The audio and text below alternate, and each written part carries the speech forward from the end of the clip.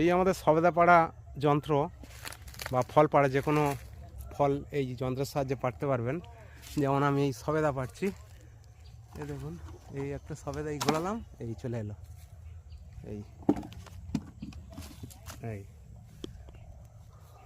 এই একটা পাড়ছি, এই একটা পাড়ছি, এই চলে এলো।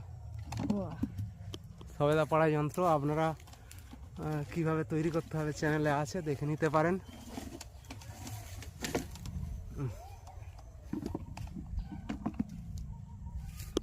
আর একটা দেখি বড় দেখে, এইটা না না না না, ওটা না, ওটা না, বড় বড়।